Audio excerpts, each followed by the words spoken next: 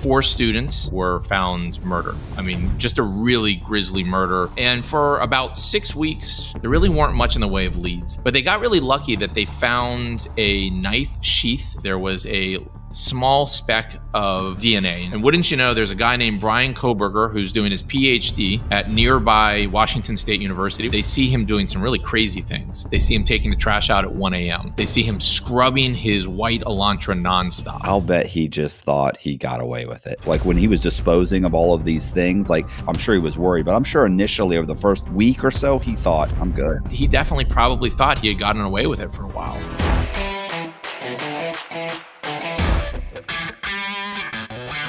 Hey, this is Matt Cox, and I am here with Connor Powell, and he is a journalist and a podcast producer, and we're going to be talking about some of his podcasts and a little bit about his experience as a journalist.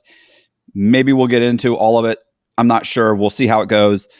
Check out the interview. The podcast that you're producing right now, what is that one about? It's the Idaho Massacre. It's on iHeart. It's about Bryan Kohberger and the investigation into the deaths of the 4 college students in Moscow, Idaho. It took place, obviously, those grisly murders took place about a year ago now, and Kohberger was arrested, I guess, about 10 months ago now, last December. And so the Idaho Massacre basically is the story of the investigation, the story of the people who were brutally killed, the story into how Kohberger was identified, how he was arrested, and then sort of what do we know now after his arrest, which, you know, I think that's sort of the most interesting thing part about the podcast and also the investigation, which is that there was a flurry of information around his arrest, and then it's really just gone quiet the last couple months. Right. When is he supposed to be, or is he going to trial? I mean, he is going to trial, right? Is he? He is going to trial. You know, that's been one of the interesting things is Idaho was trying to get the trial started by the beginning of October. So literally, he was supposed to go to trial in the next couple of weeks.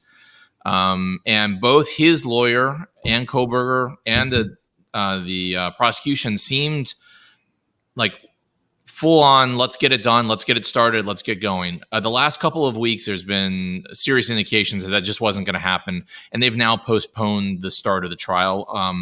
It's a little bit up in the air when it's going to start, and part of the reason is there's some significant questions about the DNA that is used to link Kohberger to the crime, and I think that's one of the things that's so fascinating about this case, and we go into it in depth in the Idaho Massacre, which is that, you know, for the most part, DNA is DNA, right? You know, a criminal leaves his DNA at the crime scene, and the police gather up the DNA. Usually they run it through one of the many databases. They get a hit, or if they have a suspect, they can basically take DNA from the suspect, match it to the DNA that was left at the crime scene. You've got a direct match. Right. That's not what happened with Bryan Kohberger. And I think that's part of the thing that is so interesting, but it's also one of the main reasons why there's a delay in his trial. So they did something different, which is I'm sorry, I hate to do this, but can we go back and talk about the actual crime to begin with? Like that, you know, that way it kind of falls in place. Yep. So he was like, I mean, he actually was a teacher's assistant at the school, at the university? So Bryan Kohberger was a graduate student at a nearby school. This all took place at the University of Idaho, where 4 students of different ages, but pretty much all upperclassmen living off campus at the University of Idaho. Bryan Kohberger was across the border at Washington State University as a graduate student. He was doing his PhD in criminology. He had already had a master's in criminology. He was very well thought of his by his academic program. And he got into this PhD program in Washington State University, which is just right across the border from where the University of Idaho is. And essentially what happened was in November, it was a Saturday night, Sunday morning, 4 students living in an off-campus house at the University of Idaho were found murdered. I mean, just a really grisly murder. They were stabbed, they were sliced by a knife. The blood was such that there are pictures of blood dripping through the foundation of the house. That's how much blood had been spilled inside this off-campus house. There are also 2 roommates who survived the night. They were not attacked, but they were also in the house during the attacks. And for about 6 weeks, 4 to 5, 6 weeks, there really weren't much in the way of leads. The only thing investigators in Idaho had was essentially a car that had been seen driving around the area, picked up on people's doorbell cams, some security footage of a white Hyundai Elantra. But that didn't tie anyone. I mean, it was a pretty common car. It's a 4-door sedan. And police really didn't have much in the way of leads. There was no stalker they looked into whether or not there was a stalker for any of the 3 girls. There was nothing that came up. They looked to see if there was anybody who had sort of been bothering them, harassing them, an ex-boyfriend, all of those sort of traditional suspects. Police were investigating. They didn't come up with anything, but they had this white Hyundai Elantra. But they got really lucky that they found a knife sheath inside the crime scene. Right. And on that knife sheath, there was a small speck of DNA. And if you look at a knife sheath, it was a K-bar Marine style knife, and it had a button clasp. And just on the inside of the button, there was a small amount of DNA. So you could see somebody probably closed it or was fondling it at some point, and they left it there. The knife was not there. There was no other DNA. There was blood everywhere. And so for about 4 to 5 weeks, the whole community in that region was really concerned. Who killed these 4? They look like sort of poster children for Abercrombie and Fitch, right. Models. They're young students. One of them had already graduated and was about to go off to her first job in Austin. She was just literally visiting that weekend. And it was, and someone, and this was not, like you said, there's just nobody that they knew. Like they knew, then they kind of knew that somebody came to this house, got into the house, attacked them. That's a super scary thing, because the one place when you're in your house, you just feel safe. So, exactly. And I mean, this is an off-campus house right by Fraternity Row, and 3 of the girls were in sororities. One of the boy that was killed, Ethan Chapin, he was also in a fraternity. This was a house of upperclassmen where people were constantly always going. So, it's unlikely they locked the doors. It's a small town. It's in Idaho. It's a college campus area. You've got kids coming and going. And so people feel safe there, felt really safe there. Once the murders happen, I mean, the town goes into lockdown. Half the students leave from the campus. I mean, people are terrified because they don't have any leads. Police aren't very forthcoming on the information they have. And so for the rest of November and early December, the University of Idaho is really, it's a terrifying place. We talked to people who were going there as journalists or who lived there, and people were taking their exams from home and stuff like that. So fast forward, police have this small speck of DNA. They run it through the different databases and nothing comes up, which is pretty unusual for, if you think of a quadruple homicide, like those people don't normally, whoever kills 4 people with a knife, there's usually a criminal record, right? Yeah, they've been in trouble before. They didn't just up and decide to do this, although in this case. Yeah. And so these databases produce nothing. But if you remember a couple years ago, they solved the Golden Gate Killer by using something called genetic DNA, genetic genealogy, right. Which is essentially, if you've used 23andMe or some of these Ancestry DNA type public databases, you take a swab in your mouth, you upload it, and then you find out who all your cousins are. And what they did in the Golden State Killer was they basically did that. They put it in public databases, and then they were able to find cousins, third cousins, second cousins of the killer from the DNA that they had from 30 years ago. And they slowly and painstakingly put together a profile of who that killer was from the 70s and 80s. Well, they did the same thing with link. Started linking, right, until they got to right. And then they checked it. The police for the Golden State Killer, they checked it against other possible suspects. Are any of these are their DNA and stuff like that. So it's a unique way to find a suspect, but it's not a traditional way, right? It's not like cheek swab from the suspect, criminal DNA evidence left at the scene. You got a perfect match. And Ancestry DNA and 23andMe, they don't allow this type of search, but there are other private public databases that are not criminals, but they're other databases used for other things.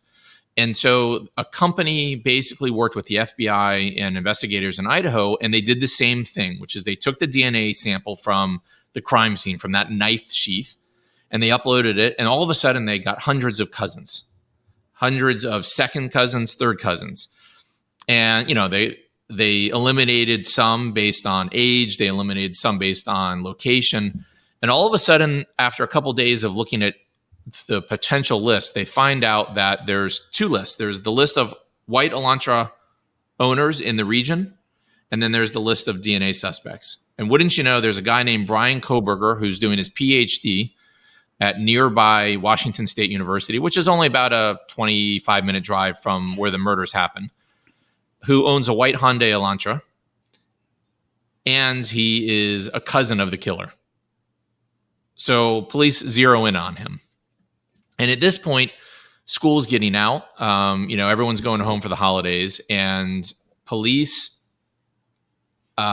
He's now like the main suspect, but they're sort of not able to track him at all times. He drives home with his father from Pullman, Washington, to Eastern Pennsylvania, where he lives, where his parents live, and he gets pulled over twice on that drive. And there's confusion about whether or not the FBI was tracking him or whether or not they were just random pullovers, but he gets pulled over twice. There's video from the cop cam of him getting pulled over with his father. And by the time he gets home to Eastern Pennsylvania, Pennsylvania police are on him. They're watching his house. And over the course of about 4 or 5 days before he's arrested, they see him doing some really crazy things.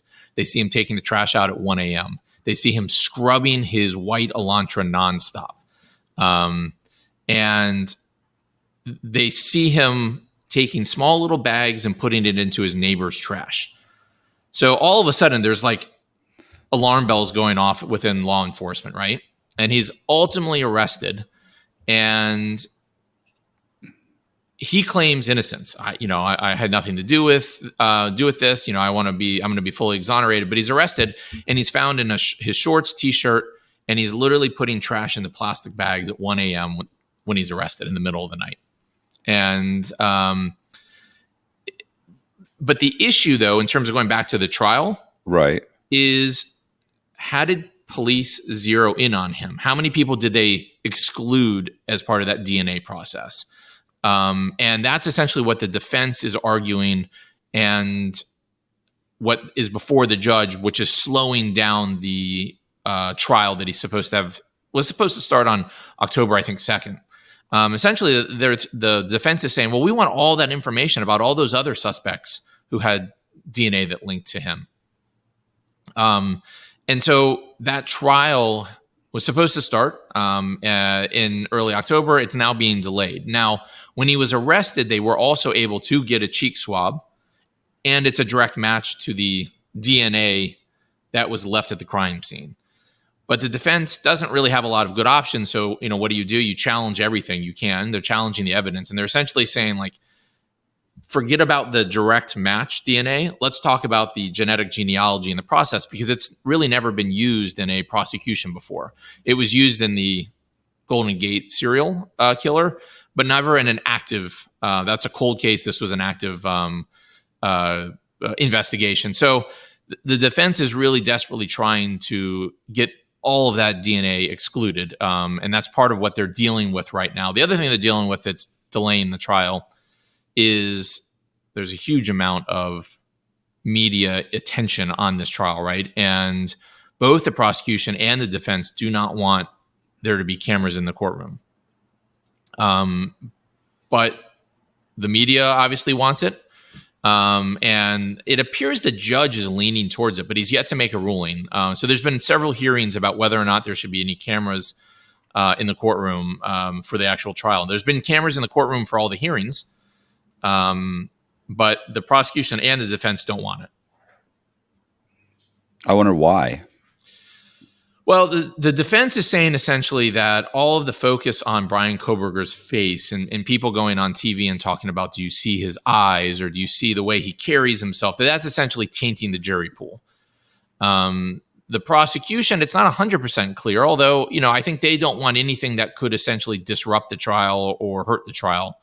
But they've had cameras in for all of the hearings, for all of his appearances before the court, pretrial hearings, arraignment. He's been videographed or has had his photo taken, video taken, and stuff like that. So at this point, it's kind of I don't want to say it's mute, but it probably isn't going to make as big a deal as they think, because once the trial starts, the jury's already been selected. It's probably more important now for jury selection, ahead of the jury selection, I guess.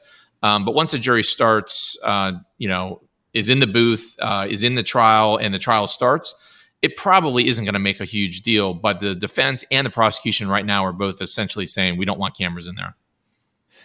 Yeah, I was going to say, even if you exclude all of that, even if you're the defense, or the prosecution, the truth is that there's no winning for you. Like, if you lose or win, your every move is going to be torn apart. So even if I said, look, I don't really care how it's going to affect the trial, my concern is I have to live my life after the trial, and everything I've done throughout this case is going to be picked apart. Well, they should have done this, or they should have done that, or and having that on camera makes it so much worse for you.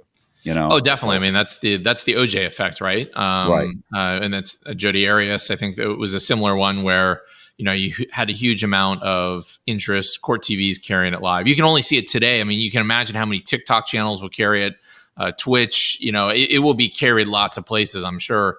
It'll probably be carried on most of the cable networks. And, if you just look at how much media has been following this case from the very start, again, you have 4 young, attractive college students brutally murdered in their what should be a safe home, as you pointed out. And you have this, I don't want to say fascinating, because I don't think that's the right word, but you have this individual who appeared to be on the path to helping solve crimes as a criminologist. And yet he's accused of one of the most horrific crimes we, have seen in this country in a long time. Well, and he's not like, he's an odd suspect, because it's not like he's had, like you said, dozens of run-ins. He's had a super troubled past, or, well, I think didn't he have kind of a little bit of a troubled past, right? But not so like he did. And the question is how much of it is a troubled past, and how much of it is, he had an incident when he was in high school. And, I think that we'll find out more, but this is one of the things we go into in the podcast, and we actually talked to one of his school counselors, I think, from high school. But Brian Kohberger was enrolled in a specialty program that was for kids who wanted to become law enforcement or military. And so it was a specialty program. And after a few months, he has an issue at this school in Pennsylvania where he lives. And he gets suspended and then thrown out from this specialty program. And he ends up finishing high school essentially online. He also was... Do you know what the issue was?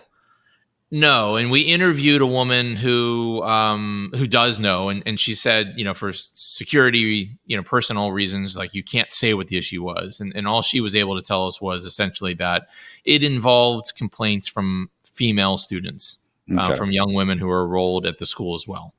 And that's kind of all we know, and that's kind of been talked about, that there was an incident. What'd he do? It's not really clear, and there were no charges brought. He wasn't arrested or anything like that. We don't know if it was anything physical. We don't know if it was a behavioral. Like, we just don't know. And so the question is like, is that an incident? Is it a precursor to being a murder, or was it just an unfortunate incident? We don't know. Yeah. He's just a high school kid, that's a boy that said the wrong thing to the wrong person. Who knows? But right. Was it? Who knows? But people say and do stupid things, and when they're teenagers, so that doesn't necessarily mean that they went out and they're going to start murdering people. Right. And the other thing that was sort of unique about his childhood that we go into depth as well is when he was younger, he was considered overweight. He was teased a lot, bullied, according to friends, for his weight. And then around this high school period of time, and it doesn't overlap perfectly with the incident, but around that period of time, he loses a ton of weight. He starts boxing. He gets in very good physical shape. But friends also say he's doing heroin and he's doing drugs. So he has this like really unique physical transformation that is exercise. I mean, he was boxing. He's running. He's also doing heroin with multiple people. And he has a condition, according to himself and friends, called visual snow, which is essentially his eyes and his brain are sort of always fuzzy and hazy. Now, we haven't had a doctor actually say that he was ever diagnosed with that, but he wrote about it. He told his friends. He had a blog when he was like 15, 16, 17 years old where he talked about that. He was suicidal. He talked about hearing voices in his head. And the picture that's painted from the blog that he had when he was in high school is of a kid who got some serious mental issues. At the same time, people who knew him said Bryan Kohberger was friendly. He was quiet. He was shy, but he could also engage with people as well. And so you see this sort of picture painted from a lot of different angles. But none of them really scream future, serial killer or anything like that. Yeah, it's not like he's killing kittens or something, Exactly. So. I mean, that's exactly the first thing I thought of was because like when you hear about kids killing cats or dogs or dissecting things in the yard, like people immediately think, oh, that kid's got, there's just trouble ahead, right? Right. And at some point he goes to rehab. He gets a degree, an undergraduate degree in criminology. He gets a master's in criminology. And then he gets a full ride to WSU, Washington State University in Pullman, Washington, as for his PhD in criminology. So by all accounts, like he seems to have turned his life around. He talked about like wanting to help solve crimes, especially in rural communities where, there isn't a large police presence and stuff. And so whatever issues he might have had in high school, it seems to have flipped. But then there's also like other troubling things where there's reports that, he's kind of creepy in bars and restaurants and he doesn't have a lot of friends in college and he talks down to people a lot. He's overly confident and he shuts people down. Other classmates of his from college, whether it's from undergraduate, from his graduate degrees, describe a guy that like is sort of quick to snap at people, quick to put people in their place, a very sort of, I'm tough, I know what I'm doing. And, don't challenge me because I'm smarter than you. Again, does that scream serial killer? Does that scream future killer? Like, not necessarily, but they're all pieces of the background of his personality. And, when the police were first looking into the murders, he wasn't on anyone's list. Like he was a nobody. He was just a criminology student at another neighboring school, 10, 25, 30 miles away. They were looking at ex-boyfriends. They were looking at potential stalkers, that type of thing. The usual suspects. Yeah. Right. Right. Yeah. And so when Kohberger's arrested, it really is sort of a shock to, okay, how did we get here? And I think one of the things we try to do with the Idaho Massacre is not just focus on Bryan Kohberger, because the 4 people who lost their lives, they're innocent victims. But we did talk to one criminal analyst who talked about the intimacy of murder, right? The intimacy of stabbing. But Joseph Morgan, who's the criminologist that we talked to, talked about the intimacy was one direction. It was all from Bryan Kohberger's direction. He knew them. He stalked them. The 4 victims, they didn't know anything about him. There's no evidence that they had a connection to him. They weren't DMing with him, as far as we know. The family of the victims say that they didn't have anything to do with Bryan Kohberger. So that intimacy, according to the criminologist we talked to, Joseph Scott Morgan, like it goes one way. Well, how did he, assuming it's him, which I'm making that assumption, how did he get to them? Like, how did he, did he, there was a connection where he kind of knew or who one of the girls was or something? Wasn't there something like that? Or that's kind of the still unanswered question. And that's one of those things that like, it probably will come out during a trial, which is like, how did he select them? There have been snippets of information. There are reports that he followed at least 2 of the victims on social media. There's also reports that he reached out to them over instant messenger and things like that, or direct message. The that wasn't in the police affidavit. It wasn't in the charging documents. The prosecutor has never addressed that. So maybe it's not true. We just don't know. Now, presumably, in this day and age, what's the most likely way a guy stalks a couple attractive women when they're not at the same school? They don't know each other. There's no overlapping. Probably social media. Yeah. But again, like, we just don't know that, and the prosecution hasn't really brought that information out. What about the fact that his phone had been, that they tracked his phone actually like in the area while the Elantra was there, but the night of the actual murders, his phone was placed on airplane mode, and like that's what I heard. I'm assuming that's also. Yeah, and that's in the police affidavit and the charging documents, which is that on the night of the murders. So basically, the murders happen around 4:00 in the morning, Sunday morning. So the four kids, which is Madison Mogan, Kaylee Gonzalez, Zaina Kernudel, and Ethan Chapin, they're all out having fun nights Saturday night in a college town. And they all come home at different hours, but they're all home roughly by sort of about 1 a.m., 2 a.m. It appears they're hanging out, they're eating food. There's even a DoorDash delivery about 4 a.m. in the morning, right before the murders. And at that exact moment, there's video of Kohberger's white Elantra leaving his apartment complex at Washington State University. But his phone's not traveling because his phone's on airplane mode. So his phone is disconnected, I think, from the Wi-Fi or whatever the most recent closest cell phone tower at his apartment is. And then it isn't seen on again for about 3 hours. And there is video of a white Elantra driving around the neighborhood where the murders happen. He drives a white Elantra. He was in his car. In Idaho, you have to, as part of the pretrial hearings, you have to basically say whether or not you're going to use an alibi as part of your defense. And so you have to file that alibi. And so a couple of weeks ago, the Kohberger's defense filed an alibi basically saying that he was out driving around in the middle of the night. And that's it. They didn't say anything more. They didn't say where he drove to. That doesn't help.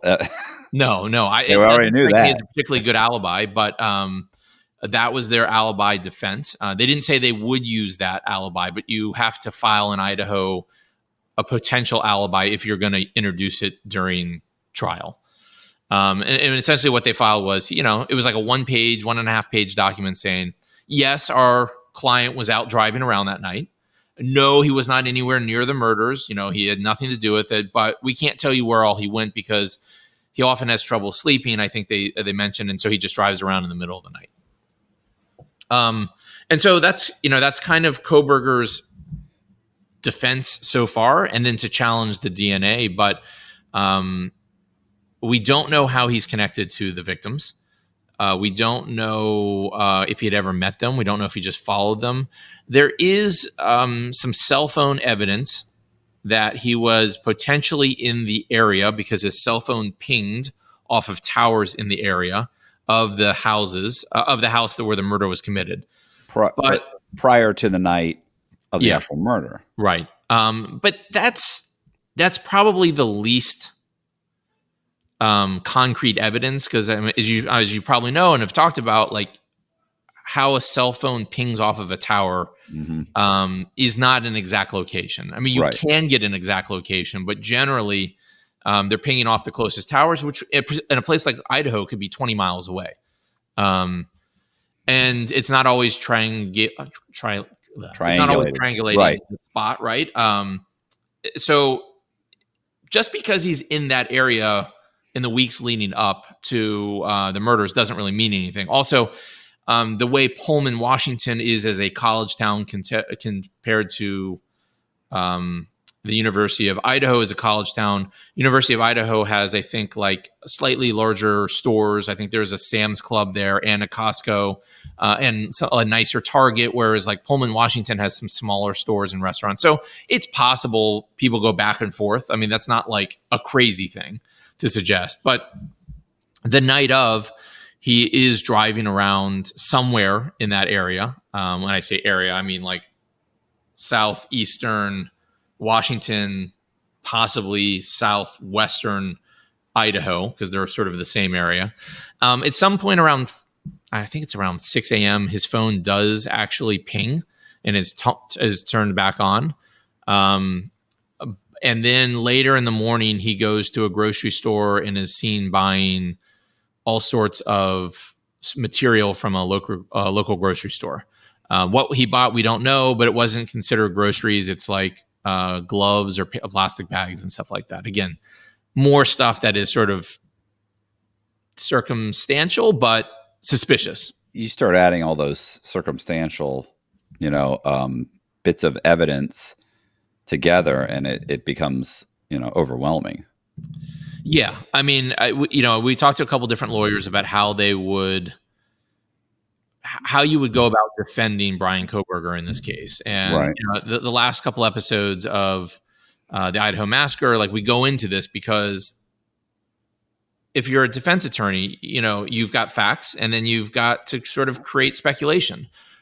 They don't have to prove that somebody else did the murder, but they do have to prove that there's reasonable doubt that somebody else did.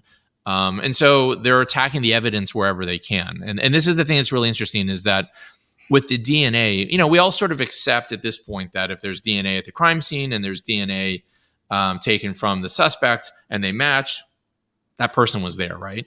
Right.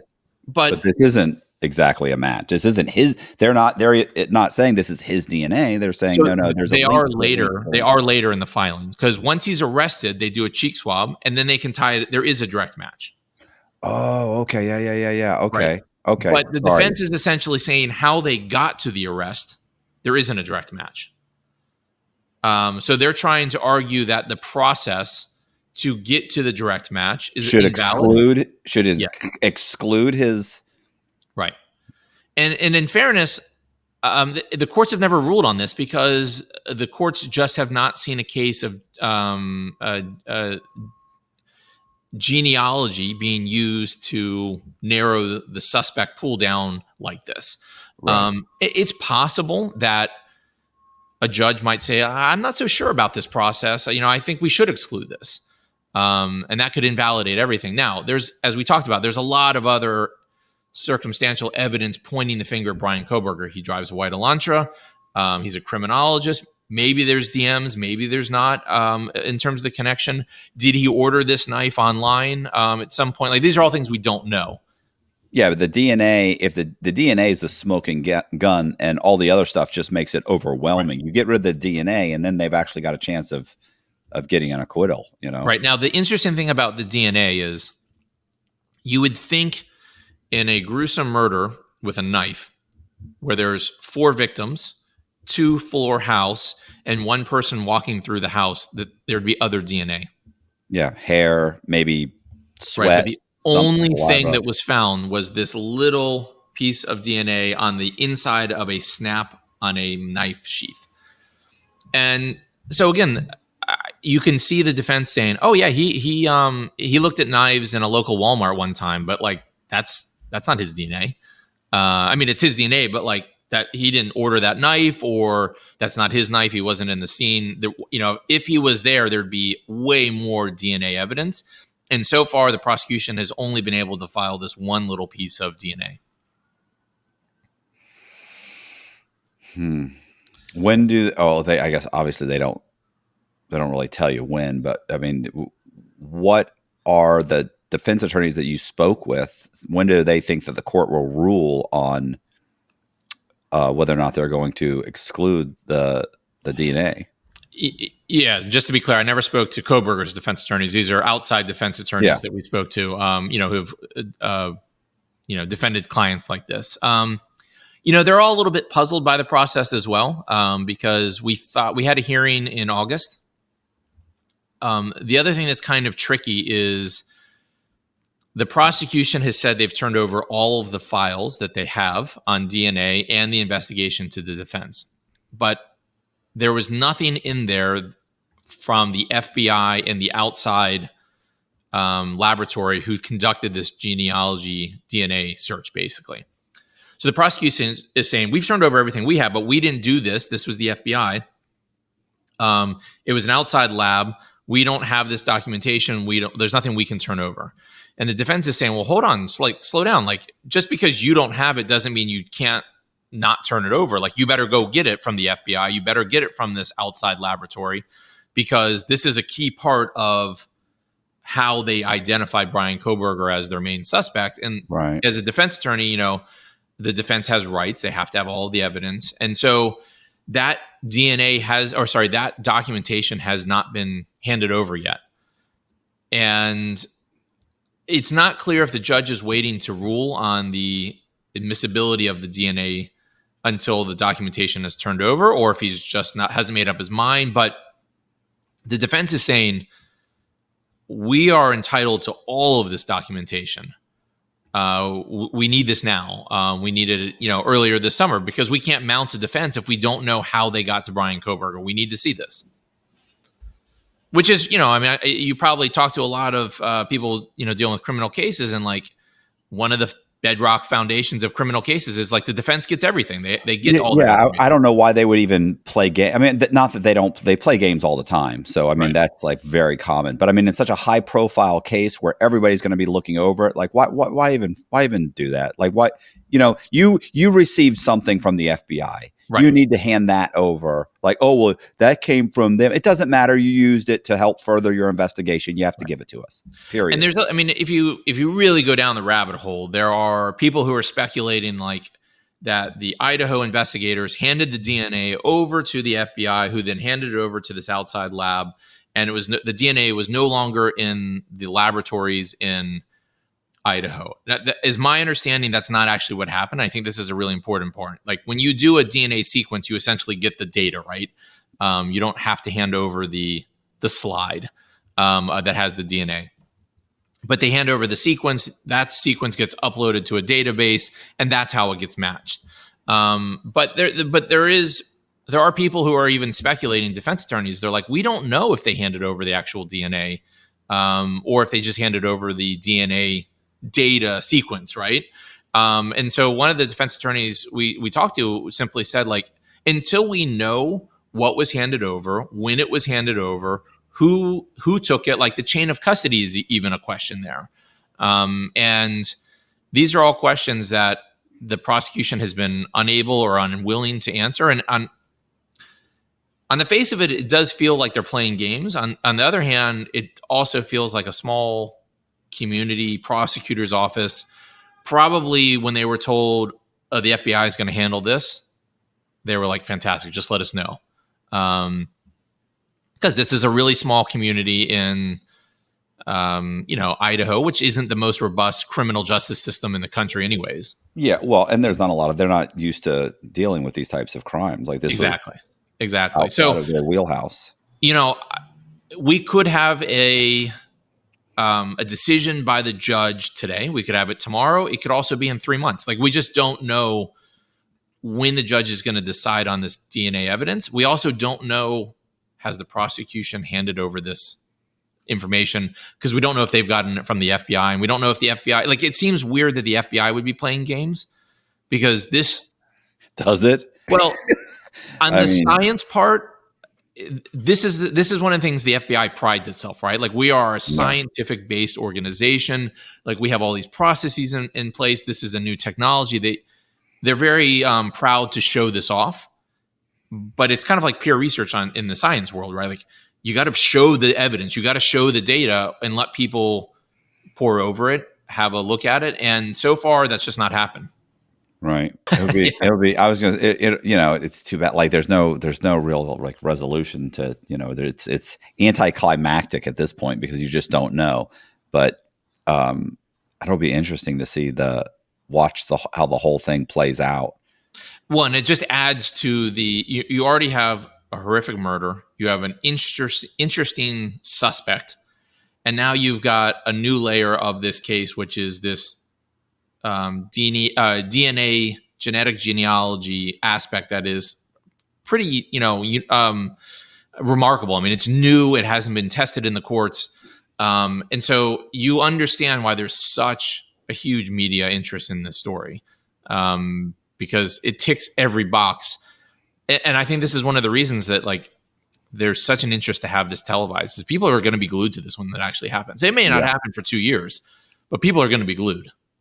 Well, and then it's like, I always wonder, you've got kind of like Ted Bundy, where it's, he's innocent. He's always saying he's innocent. And then after he's been found guilty multiple times and realizes, then he kind of starts to, explain, kind of admit to the whole, here's kind of what I would have done. Here's how it would have happened. He kind of does that third party bullshit, a little explanation, but he basically, it's like, you're done. It's over. So, and then you've got other people who just, for the next 45 years sit in prison saying, I didn't do it. I didn't do it. I didn't do it. So, which always sucks, right? Because, having been in prison, like, I mean, hope is what gets you through it. You keep thinking something's going to happen, and they're going to let you out any day now. Like, you're going to win this, you're going to get this. So that's that hope. But, oh, man, this. Well, and this is something I didn't even mention. When Bryan Kohberger was doing his master's at LaSalle University in criminology, one of his professors is Catherine, and I'm forgetting her last name, but she is the one who wrote the book. She's one of the most prolific career criminologists in terms of writing books, but she's a specialist in the BTK killer. Right. And, her textbooks are used in every criminology. Her research in the serial killers is used in every criminology department. And Bryan Kohberger had her as a professor. Right. And so she's gone quiet. Like, she's not talking because she knew him. He was not only an undergraduate at LaSalle, but he was a graduate student at LaSalle. And that's one of the better criminology programs in the country. And so there's also this, I don't want to say tie or connection, because I think that probably is stretching it a little bit too far based on what we know. But there is also this link between Bryan Kohberger and some of the people who are doing the most cutting edge research into criminology and serial killers in this country. One, I'm sure you already know this, like, proving a murder is probably one of the hardest things to do, obviously, Yeah. But I'll bet he just thought he got away with it. I'll bet he felt really good. Although he had to know when the investigation, like, I think when I was reading up about this, like, when he was disposing of all of these things, like, there had been something in the news about his car. And so he was just, there was something where they had something, and that's like, he starts getting rid of all these things. So at that point he might have, I'm sure he was worried, but I'm sure initially over the first week or so, he thought, yeah, I mean, he was seen disposing, and he really did clean out his apartment in the days after. When they finally searched his apartment, it was like described as like a monk's apartment. Like, there's just nothing in there, right? And it had been thoroughly cleaned. Now, one of the interesting things was his license plate, because he had come from Pennsylvania. His license plate was actually a Pennsylvania license plate.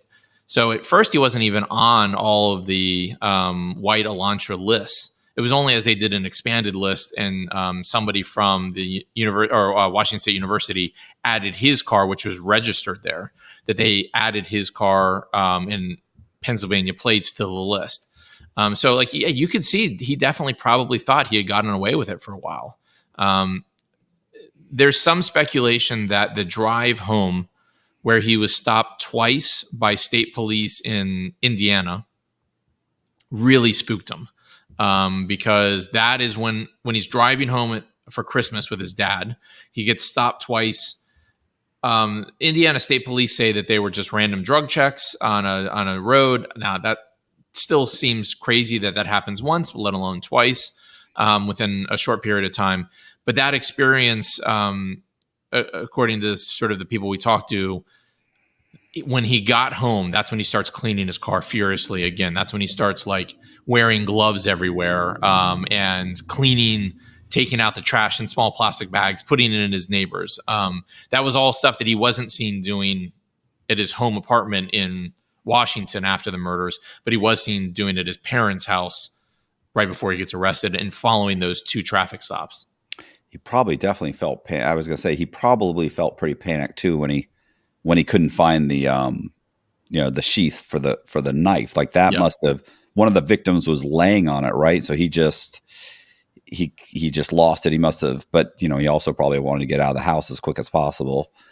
Yeah, and we speculate on this, and this is just an educated guess, but you can see somebody who's going to use a knife. They're driving to the murder scene. If you've ever worn a knife on your belt loop, it's really not that comfortable for a long drive. Like, it actually presses up against your side, so you can see whoever. Let's pretend it's not Brian Koberger for a second. Whoever was driving to the scene probably carried the knife in the knife sheath, put it on the Right. car seat next to them with whatever else they're bringing, because it's really not comfortable to wear it on their belt loop. So when he got to the site of the murder, to the house on King Road, he probably forgot to take his belt off, put it through the loop, and so that when he actually takes the knife out for the first time to kill somebody, he sets the knife sheath down. Yeah, his adrenaline had to be going nuts. It is super odd that, like, he must have been completely wrapped up. And there's no way you don't lose your hair. I mean, even your body hair, even just the hair on your, like, and they went through that crime scene with a fine tooth comb 2 or 3 times looking for something. Yep. So, I mean, even, hair falls out constantly. If there's a struggle, if their, body hair falls out. Right. Like, I'm sure they went through and tested every single thing. Well, and that's one of the questions is, like, how much with a background in criminology and being an actual student of crime, did he take precautions beforehand? He might have had to. Yeah. One of the roommates did see him walking out of the house, but he did not see her. And, there's some speculation that this visual snow condition might have impaired his side vision. Right. It's also possible that he was in such an adrenaline state that he was just rushing to get out of there. She opens the door. It's dark. He's frantic. He's trying to get out of there. That she sees him, but he doesn't see her. Because on the police report, the one roommate talks about seeing somebody with bushy eyebrows. So she saw his face, but it's dark, and he's wearing a hood or he's wearing a hat. He's wearing something. And she doesn't know what just happened. Right. Now the odd thing about her response and the other roommate's response is this all happens around 4:00 in the morning. The police are not alerted until about noon, 12:30 later that day. So it's about 8 hours go. And even once they find the bodies, the girls, it doesn't appear that they immediately called the police, which of course throws the social media and the conspiracy theorists into a frenzy. Like, again, we on the Idaho Massacre, we talked to people, not only criminologists, but psychologists, about what are the natural responses, and like fear, flight, frozenness. Those are all natural parts of, anybody's reaction to a horrific event. So we just don't know what the 2 surviving roommates were going through mentally, physically. We also don't know, were they drunk in the middle of the night? Were they high in the middle of the night? What state they were in terms of their ability to process, because they heard noises and things like that, but they didn't call the police. But we just don't know. It was a Saturday night. I mean, I'm not saying they were drunk or high, but like, it's very possible college students on a Saturday night are drunk and high, and that they're hearing noises, they're freaking out, or they freeze and they just can't process anything. They go catatonic. Well, we'll see. Yeah, I mean, this is a trial that is very much in the early stages. We don't have a trial date. We're still in the preliminary hearing stages. We have rulings on DNA. We'll have a couple other hearings on cameras and a bunch of other stuff. So we have a lot of steps before we get to an actual trial, let alone a conviction or an acquittal. Are your so you did this in several episodes, right? Yeah, it's I believe there's 10 core episodes where we look at all different aspects of the investigation so far. There's 2 bonus episodes, which are a little bit of, inside baseball background stuff that iHeart likes us to do, about sort of how we produce it, and, talking to some other people as well.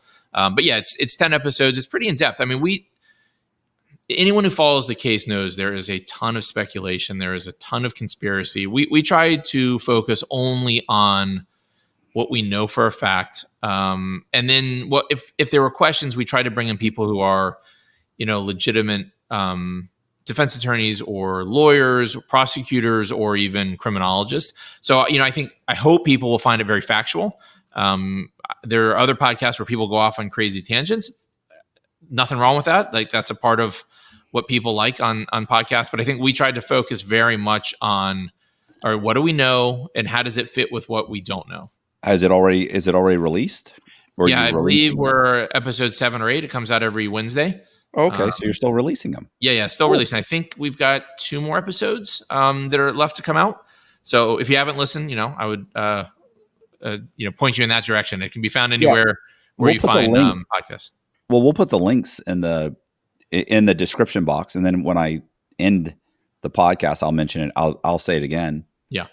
And it's part of the same series. There's another series called the Piketon Massacre, which is about a very grisly murder of 8 people in the state of Ohio.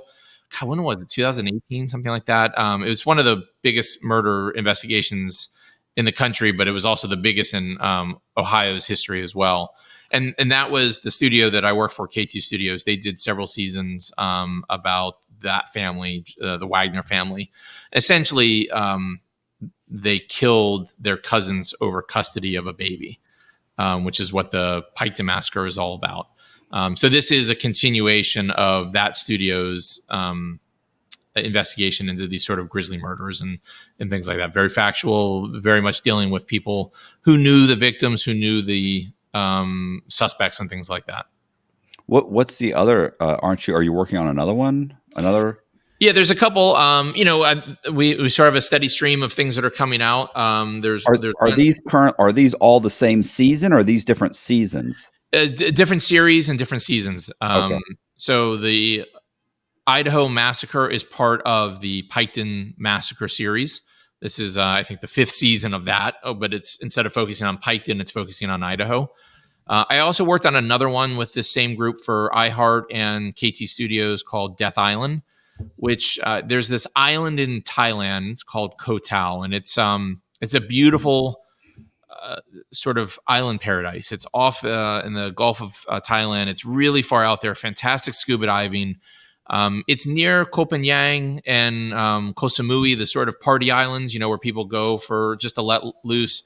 But Koh Tao is just a little, about a half a day ferry ride where you go there to scuba dive. You go there to sort of relax. But it's run by a couple families, because it's a really small island, who have sort of a notorious background. And there was a really grisly murder of 2 British backpackers named David Miller and Hannah Witheridge, in which the Thai government first comes in, the investigators, these 2 British backpackers get killed.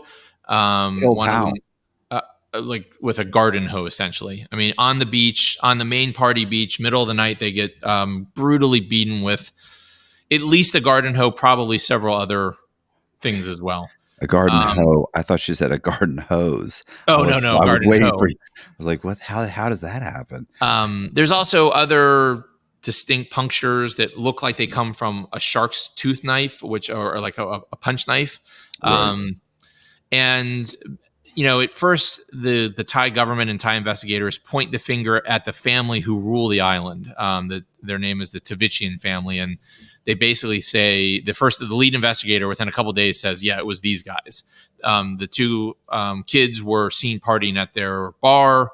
They've got sort of a dodgy reputation. They really run the island with an iron fist. And then on a dime, overnight, Thai investigators basically say, no, it wasn't them. They arrest 2 Burmese migrant workers who were working on the island, who were in the area, but don't really appear to have had the physical ability to kill this British male backpacker and the female that he was with. But they convict these 2 Burmese migrant workers for the murder of Hannah Witheridge and David Miller. They're now sentenced to life in prison in Thailand. And the main suspects who Thai police originally pointed the finger at are free walking around on the island. And that's just one of about 20 or so deaths on that island in the last 20 years. So that are the other ones solved or unsolved? Mostly unsolved. Some of them are accidents. Not that I see the Thai police making sure that they get the right guy, but right. So mostly unsolved. There's one of the deaths was labeled as suicide. However, she was found hanging in the woods in the jungle of this island, and she's the way they found her is because there's gigantic lizards that are going up and eating her body, basically. And she was running away from a cult that she had been a part of on another island, and she was on her way home. And her luggage gets left on the boat, on the ferry. Her previous bungalow burns down on Koh Tao, and the Thai police just rule this a suicide. And so you have this island where there's been legitimate murders, where it appears that people are being framed for those true, like legitimate murders. Then you have a whole rash of unexplained deaths, or accidents that aren't fully investigated. And this has been going on for 20 years, basically. And one of the most recent deaths on the island happened during COVID, when a husband and wife were swimming in a pool on Koh Tao, and they both died. Police blamed it on his hypertension and diabetes. Now, how you get two deaths? I was going to say, and how'd the wife die? That's a great question. How you get two deaths in a swimming pool on Koh Tao that has a long history of, just unexplainable deaths. How you get two deaths out of hypertension and diabetes? I don't get it. But that was the official ruling. Two people died, blamed it on his hypertension and diabetes. Now, my personal feeling is probably the pool was electrified and they probably got electrocuted in the pool, but because the Thai police don't want to hold any Thai owners accountable for anything, nor do they want to do real investigations on the island for fear of where it might lead, they just blamed it on an accident and said it was his, diabetes. So the Death Island is all about this island that has this long 20-year history of crazy deaths, about how the Thai police have bungled at least one investigation, probably bungled a whole bunch more. And then there's a whole bunch of other deaths where family and friends are like, yeah, this guy didn't die or this woman didn't die naturally. There's more to this story. So we look at this entire small little party, beautiful island paradise, which has become pretty notorious around the world for its never-ending string of crazy deaths. Are those episodes out? Yeah, that's fully out. That came out about a year ago. And again, that's part of iHeart and KT Studios. And, KT, who I work with a lot, I work on other projects as well. But, they've become really one of iHeart's go-to production companies for true crime stuff. And they've got a bunch more coming out. I don't know if you ever saw the documentary Don't F with Cats on Netflix. So listen, I actually didn't see it, but I don't feel I have to see it because I have a buddy who saw it and literally talked about it for an hour. So I almost feel like I don't need to see it. I can tell you all about how they figured out where these people were, where these guys, they used satellites, they used, imagery, they used he loved that video. So we have a podcast coming out with two of the subjects of that documentary, two of the people who helped find the killer in that documentary, Deanna and John. They are, we have a new podcast coming out with them in 2 weeks called True Crimes with John and Deanna. And basically they work two cases. One's a cold case and one's an active case that's in the news. And the season that's coming out, I think it's second week in October. It's True Crimes. That will be out on iHeart as well, that I worked on. And it's basically following them as they work on these cold cases and on this one other active case as well, and trying to sort of apply the dark web, the internet sleuthing techniques that they use to help investigators. The production company that did that, was that Sandpaper? The doc, the The Netflix doc. document, the Don't Fuck with Cats. I think so. I think that's the name I remember. So it's KT Studios is doing the podcast, but I think it was Sandpaper that did the original documentary. Yeah, because I had a thing. They did a sizzle reel for my story and Oh, pitched it. interesting. Okay. Yeah, didn't Yeah. go anywhere. But it You was know nice what? of them if they were Everything doesn't interested. go anywhere until it does. Don't ever give up. I know. That's Hollywood. Listen, I've realized that you get there. Nobody ever says no. It's really just, you know what I'm saying? It's like, Yeah. we got to talk to, we're so excited, really looking forward to this. Got to talk to Bob. Oh, Bob's really, he's into it. We're going to talk about it in the meeting next week. We're going to talk to, we got to, so-and-so's on vacation. Yep. It's like, so 3 months later, you're like, I'm starting to feel like maybe this isn't going to happen. Yeah. So Death Island, the podcast we did about this island in Thailand, it started off as a TV show. It had been purchased. It had been sold. We did a sizzle reel, similar experience. People were all enthusiastic. And then 6 months later, it was like, oh, yeah, this is not going anywhere. So we brought it back as a podcast. And, we did the research. We always have hope that these things will become, either a documentary or a serial, multi-episode program. Yeah. But the nice thing about the podcast industry is you can do really quality work and get it out to a lot of people without having to go through all of these executives and production companies and stuff like that. And I think it's part of the reason why podcasts are so successful right now is that it's the barrier to entry, the barrier to producing quality work is so much lower. Well, let's face it, it's also timing. Like there's some times where like there'll be 3 years where they're all into this type of true crime or this type of documentary, and then it cools off, and then 3 years later, it's for 3 years you're pitching the same stuff that they were begging you for.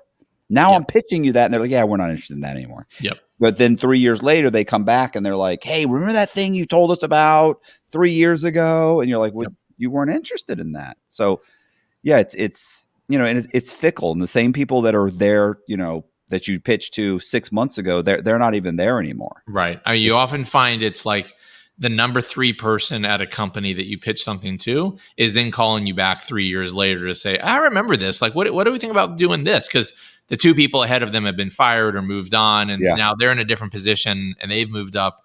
Yeah, it's an interesting process. I come from a background in news and journalism.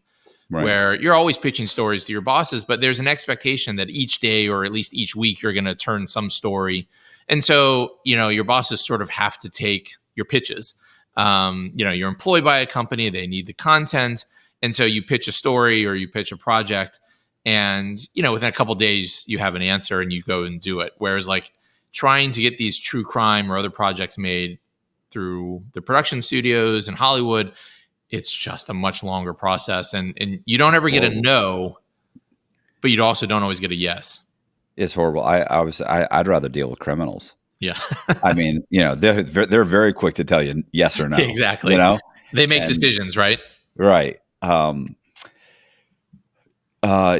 Yeah. Oh yeah. And I'm sure you had the same thing. Like I've had multiple projects where somebody's come to me and talked to, the producer with a company's talked to me, and I've said, oh yeah, well I have something kind of like that. I've got this project, and they're like, oh wow, okay, that's super cool. And let me see, do you have it written up? Yeah, it's on my website. And they read it and they come out, it's exactly what we're looking for. Right.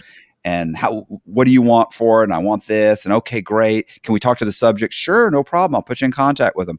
And then they stop returning your phone calls. And then 6 months later, somebody calls up and says, wow, man, I saw your thing on Vice. And you go, what? Yeah, the story. Remember the story you read? No. I did pitch that device, but they didn't do anything with it.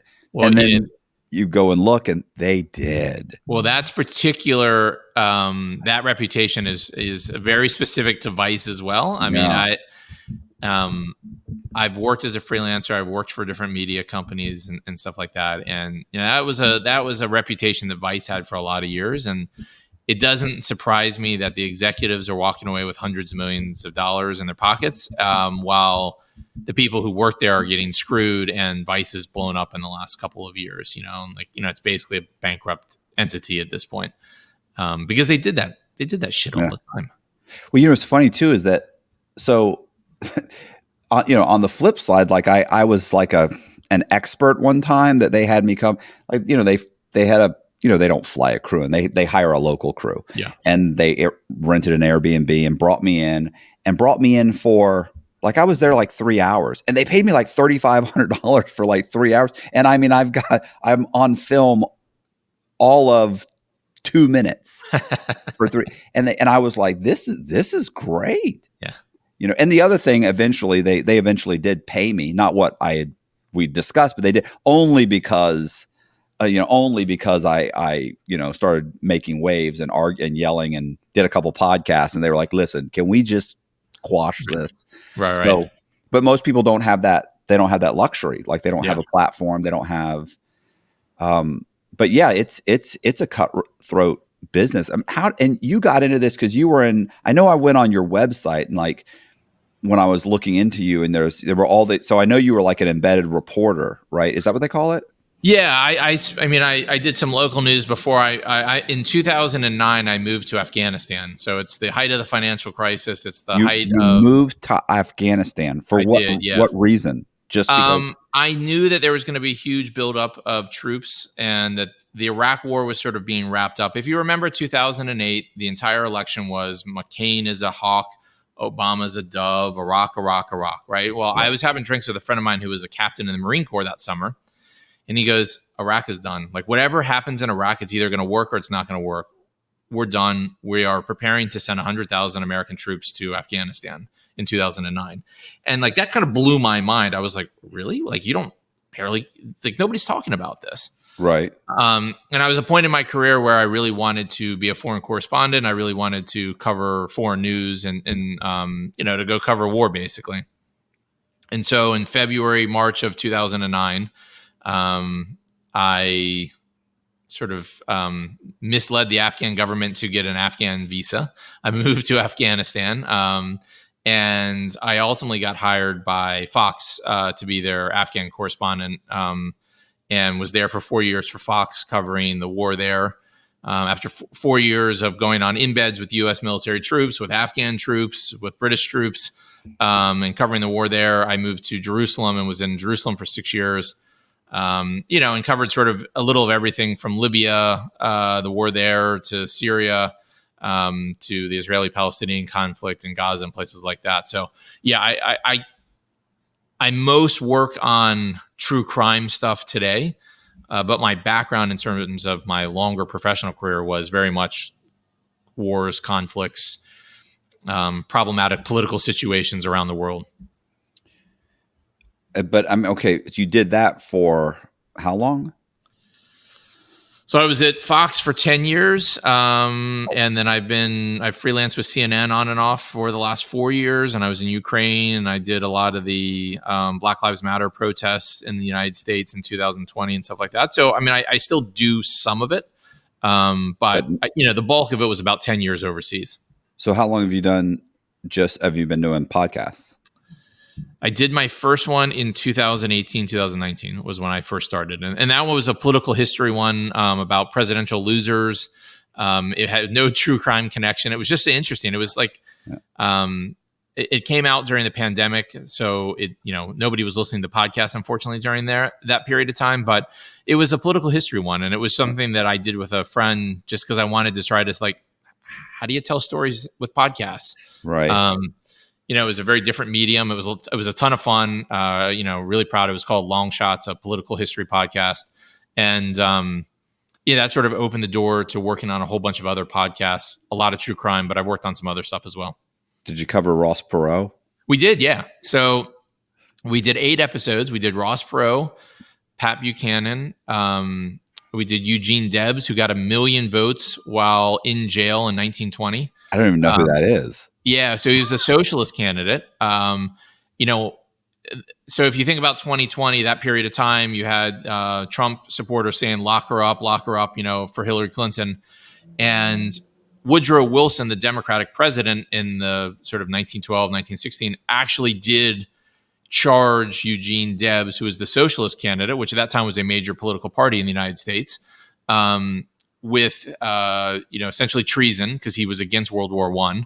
Threw him in jail. Eugene Debs ran for president for the fourth time, I think it was, and got over 1 million votes in 1920 as a presidential candidate. So he's a fascinating story. I mean, it really is. Like if you like presidential political history, Eugene Debs was a fascinating guy, but is even more fascinating in the context that a president literally, his Justice Department literally did arrest and charge a presidential candidate of a major party in the country with treason, chucked him in jail, and the guy still got 1 million votes. Interesting. Yeah. So it was a cool thing. We talked to Ross Perot's son-in-law. We talked to a bunch of the journalists who covered Ross Perot, and just about what that campaign meant to America today, and how revolutionary it was in that period of time as well. So yeah, I always liked that series because it was just a lot of fun. It was political history. It wasn't, there was nobody who was getting killed, and it was just a different series. It wasn't it was dark and depressing, but for different reasons.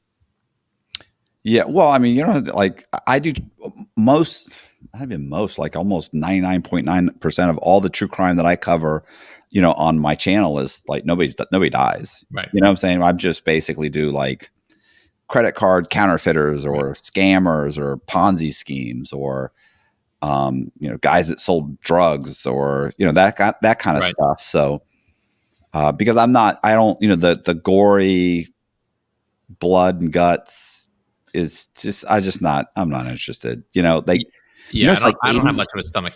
Right. There's like 70 or 80% of the viewers for blood and guts are women.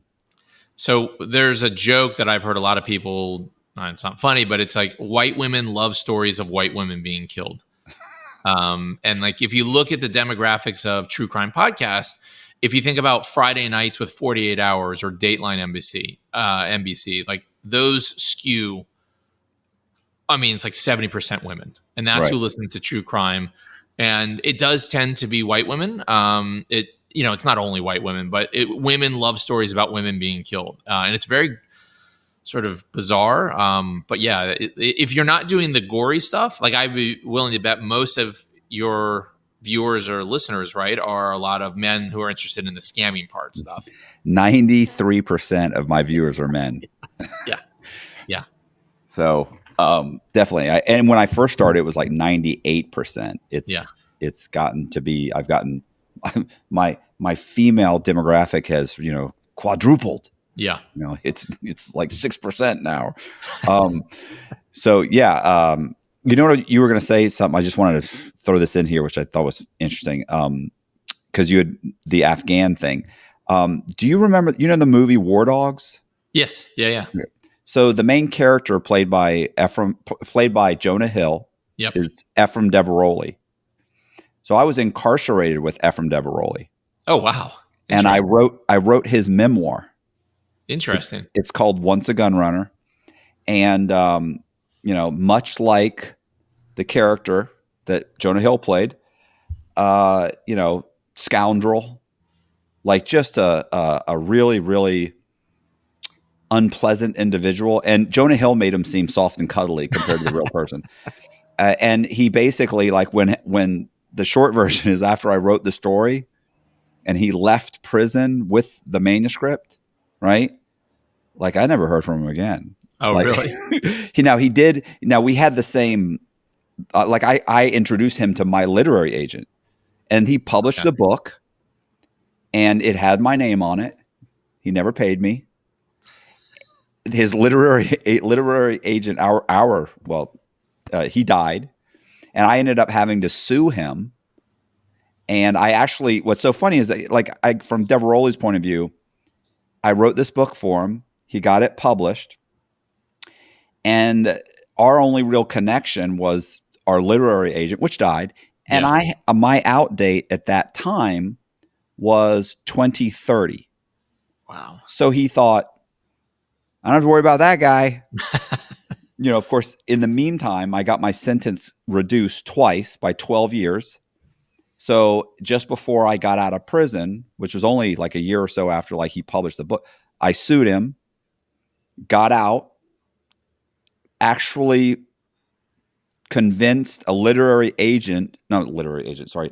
an intellectual property attorney to take my case on pro bono, which is impossible, by the way, and sued him. And we eventually settled.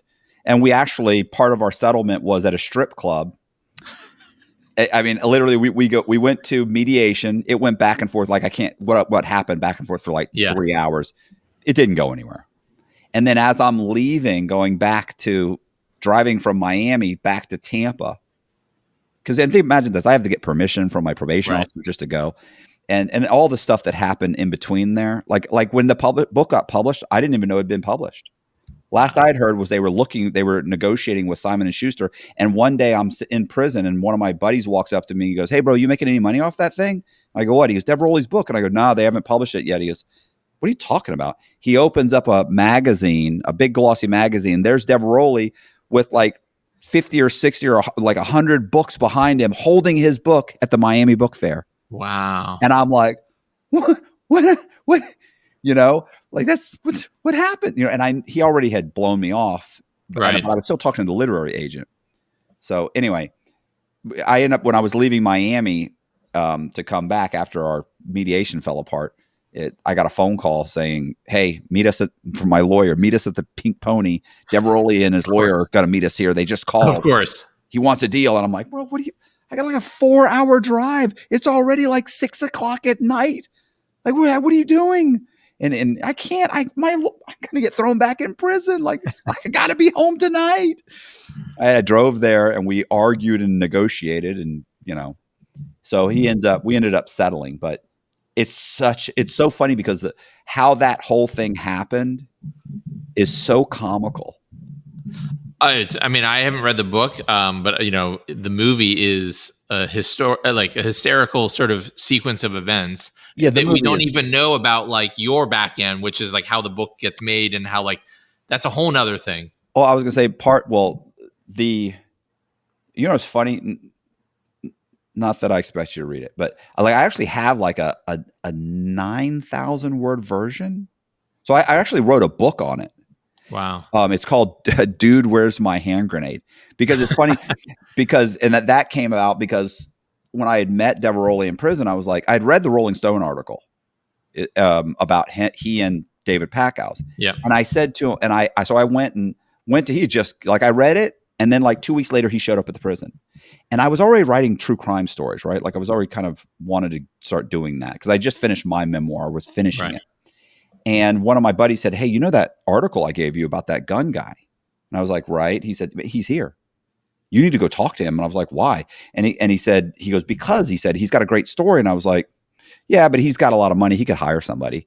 And so I went and I talked to him and said, "Hey, my name's Matt." And I talked to him and said, "You know, I don't know if you're thinking about doing a memoir." And he was like, "Man, I'm ADHD. I'm bipolar." He's like, "There's no way I'm going to be, I can't, there's no way I could focus that long." I go, "Well, if you want any help, I'd be willing to help you write an outline. It's a great story."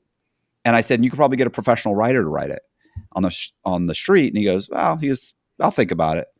And so as time went by, like 2 weeks later, I would be walking on the compound. We have something called controlled moves where they open like the housing unit where you sleep. They open it for like 10 minutes. So they open the doors and you have like 10 minutes to walk across the compound, which is roughly the size of maybe a city block or two. So if you want to go to the rec yard, they open the doors every hour, and they open the doors for 10 minutes. So you have to kind of race across the compound to get to the rec yard or to get to the library or to go to medical or the chow hall, whatever. So we would see each other constantly. We'd be passing. We'd pass right by each other. And I'd look up and see him, and he'd go, "I'm still thinking about it." And I had to go, "All right." And I just keep walking because he was really obnoxious. Yeah. So one day I remember I was walking and he stopped me and he goes, "Hey, bro." And I said, "Yeah, what's up?" He said, "You know that the Rolling Stone article?" Now, keep in mind, the Rolling Stone article that was written about him was called "Arms and the Dudes." And it was written from David Packouz's point of view. So the interview was with David Packouz. Okay. So as I'm walking by him, he goes, that article? I was like, right. He said, it got sold. He said, those guys, Todd Phillips, they picked it up. And I was like, okay. He said, I go, who's that? I said that. He goes, the guys that make the Hangover movies. And I went, he goes, yeah, they're going to make a movie about it. He said, pretty cool, right? And I went, wow, bro. I said, listen, I said, you seem like a smart guy. I said, but let's be honest. I said, have you watched those movies? And he goes, yeah. I said, right. Aren't you leaving here in a couple of years? He goes, yeah. And I said, aren't you going to go back into business? And he goes, yeah. And I went, do you understand these guys are going to make a movie about you where you're a joke? I said, you're going to be a punchline. I said, you're going to be Spicoli from Fast Times at Ridgemont High. Good point. And I said, and they're going to name the movie Dude, Where's My Hand Grenade? And you're going to be a punchline. I said, and you actually have an opportunity now to write an outline and get your version out there. I said, and you can't take a couple hours a week to meet me to write an outline? I said, you were way ahead of this thing. Yeah. And he was like, he was like, bro, when can we start? When can we start? Yeah, I bet the light bulb went off, right? Right. So then I wrote the outline. When I was done writing the outline, he'd read my book by that point. I'd given him he said, can I read your manuscript? I said, sure. So I gave it to him. A couple days later, he came back. He said, bro, I want you to write my book. That's awesome. And he goes, hey, can I ask, how do you write a book in prison? Do you have access to a computer? Are you doing it on a floppy drive? You have a piece of paper? Slowly. Like, how are you doing it? Slowly. So listen, here's you don't have access to you don't really have access. So right. You don't have access to the internet or anything. What you have access to it's called core links.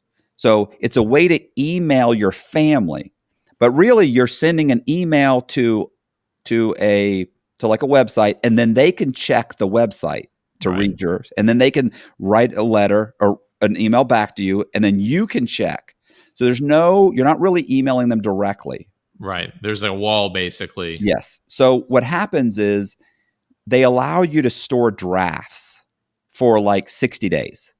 So I can write a letter to you, and you only got like, right. I want to say 1,200 characters, or I forget what it was, 12,000 characters. So they fill up. So what I did was I wrote everything on a yellow legal paper that I could buy at the commissary. I then typed it out, and keep in mind, every time you're on that system, it's charging you. Wow. So then I type it out into a draft, and I would save it. So it'd be like chapter 1A, chapter 2B, or chapter 1B, chapter 1C, chapter 2A, and I'd write it out. I'd print it out. I'd give it to people that could read it for me, and try and help me edit it, clean it up, because there's no word processing ability. It doesn't tell you that, hey, you spelled that word wrong.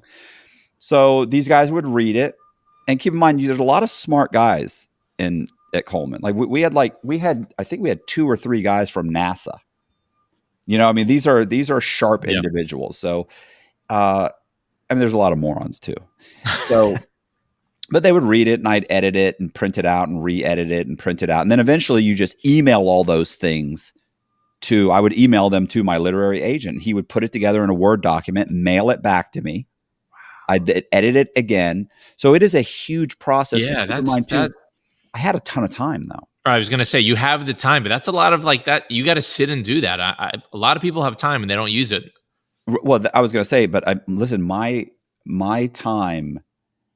So for the first, I didn't start writing for about 3 years, but once I started writing, it just blew by. The time, like I had, I had purpose, and life is, it's about having a purpose if you really want to be happy, and that gave me a purpose where I was like, okay, I'm incarcerated.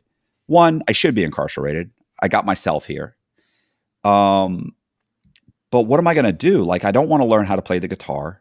Right. I don't want to learn how to, be a culinary, a chef, or culinary arts or whatever. They had a couple programs. Like, there wasn't a lot there that I don't want to be on the basketball team. I'm 5'6". It's embarrassing. So there's just like, that's it. So what do you do? So I thought, what do I have a ton of, which is there's true crime stories everywhere. And these guys can't write their own stories. I'm not saying that they're not smart enough, but the truth is, if it's difficult, it is easier for me to write a story about you than it is about me. Yeah, definitely. You know that you just don't see yourself how you truly are, how other people see you, and that's difficult. So I started kind of after I wrote my story, and then I wrote Deborah Rowley's, and then I wrote this another kid's story. I got him in Rolling Stone magazine, and so then it really got around, like it was spreading everywhere. So then every day people are coming to me saying, "Hey, bro, I'd love to tell you my story. Do you have time?" And I'd be like, "Well, I'll be at the library tomorrow. You come and talk to me." And so it was like every other day I'm getting people coming to me and I'm listening to their stories. And it's like, like that's a good story, but it's pretty common. Right. You have a lot of stories that are common. Like it's, a lot of them are just almost tragic. Yeah. And so if they had something unique, then maybe I would write like a synopsis on them. And I ended up writing like 22 or 23 stories, synopses. And I probably wrote I think I wrote like 4 books while I was there, 4 or 5 books while I was incarcerated. And another 3 that I turned into books when I got out. Really, they were already kind of written. Right. I just, I really just, it's like, it sounds so funny because as my release date was getting closer, I was like, man, there's just not enough time. Those guys are like, "Are you nuts?" Yeah. Like, well, I really I'm not gonna have enough time on the street to finish this. And they're like, you need to get your priorities straight. Yeah, exactly.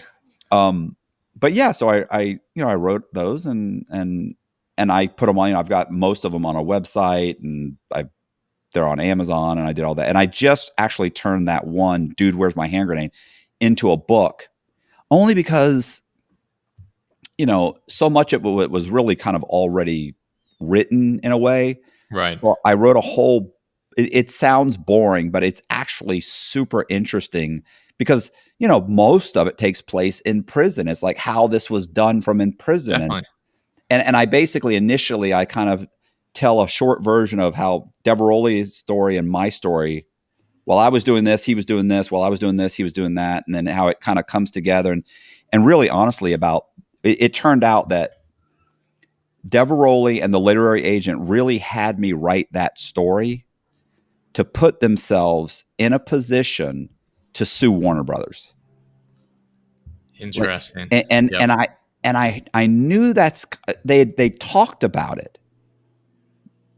I was just excited to be a part of writing this story, and they kept talking about suing for intellectual property if they make the movie. And I was like, yeah, but you don't really have a right to do that because they're making the movie based on the article that was written in Rolling Stone magazine. Right. And that's Packhouse's version.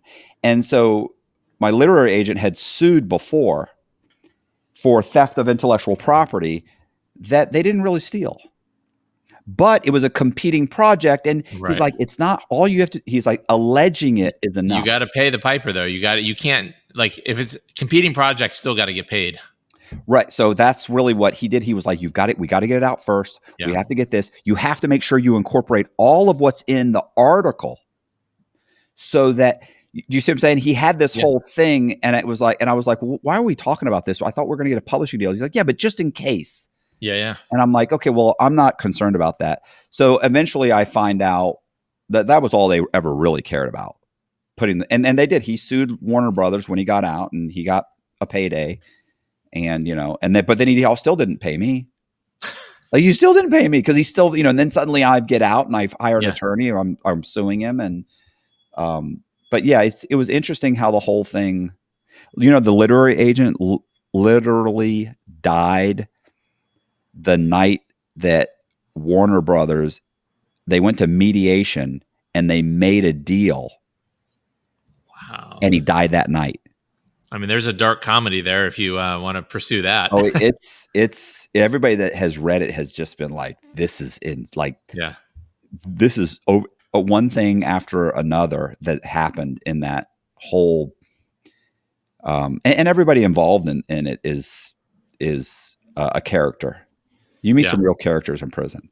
I think characters are what drive stories more than plots. And prison is a great place. If you look at how many just crime stories come out of like prison time and stuff like that. There's so many good characters because you can't end up in that place without doing some unnormal, odd behavior, right? And that's what makes for a great character. Well, that's what I always say about like narcissists, and people get so upset about, this company is run by he's a psychopath, or he's a narcissist, or I'm like, yeah, I get it, but normal people don't reach that pinnacle because they don't make those leaps. They can't act super confident and be super confident because they have a natural ability to be cautious and not overpromise and not. So, those people either end up highly successful or incarcerated. Yeah, exactly. Yeah. So, either they end up become president or they, but yeah, I'm going to look, I'll shoot you. I have a short version. I have like an 8,000 word version. I mean, not that I expect you to read it, but I'm going to shoot it to you just in case. No, I'd love to. I'd love to check it out.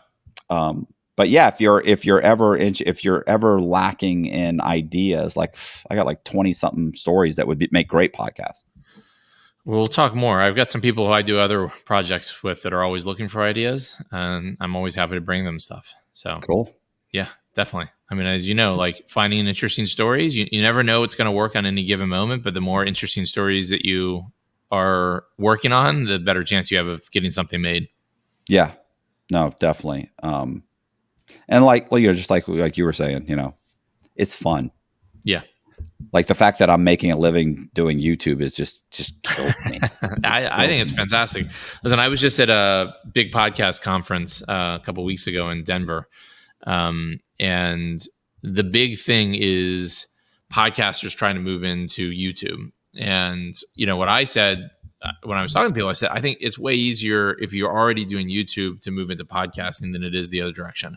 I said, because a lot of people who are doing podcasting aren't thinking about your screen. They're not thinking about the lighting. They're not thinking about your backdrop. They're not thinking about the way you carry yourself on screen and, your movements and all these things. But like if you're doing YouTube, all you're worrying about, you've already done all that stuff, right? Right. So it's way easier to go from YouTube to podcasting than podcasting to YouTube because you've already done everything. The hard parts, I think, in terms of the setup and the lighting and the microphone. But it's a big thing right now. So if you're doing it, you're way ahead of the game because you can chop it up two different directions.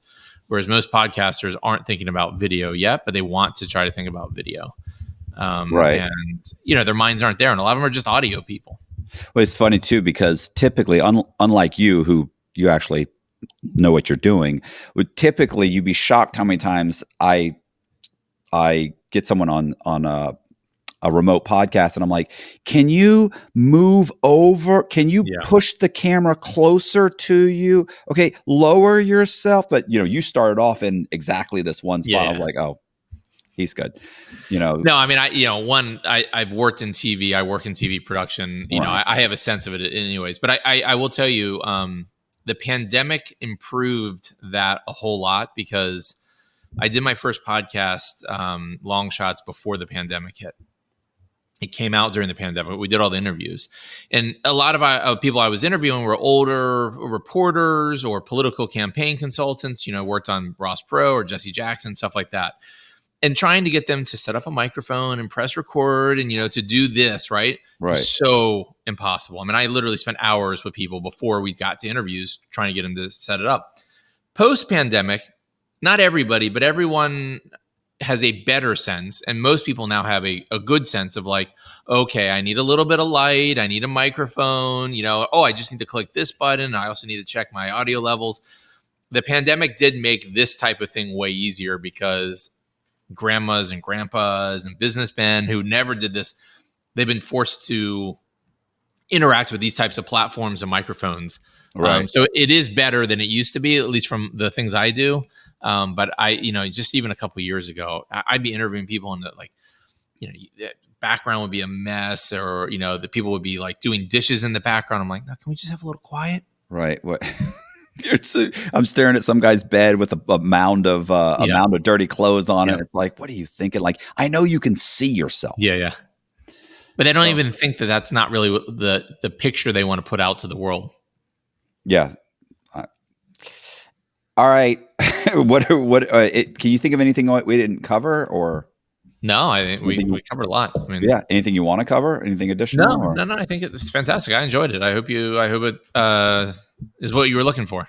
Yeah. No, it is. And I'll put, we'll put if you send me the link to the podcast, then I'll do that. And we'll put fantastic. that in the, I work on a ton of projects as well. It's good to have connected with you because, I don't know ever what's going to come up, but I'll definitely keep you in mind for other projects. If we need interviews, for things like that as well. So yeah, definitely. I appreciate it. Hey, if you liked the interview, please do me a favor and hit the subscribe button, hit the bell so you get notified of videos just like this. Leave me a comment, and I'm going to try and be more interactive in the comment section because I've been slipping, but I'm working on it. The description box for Connor's links to his podcast. And I really appreciate you guys watching. Thank you very much. And please consider joining my Patreon. See ya.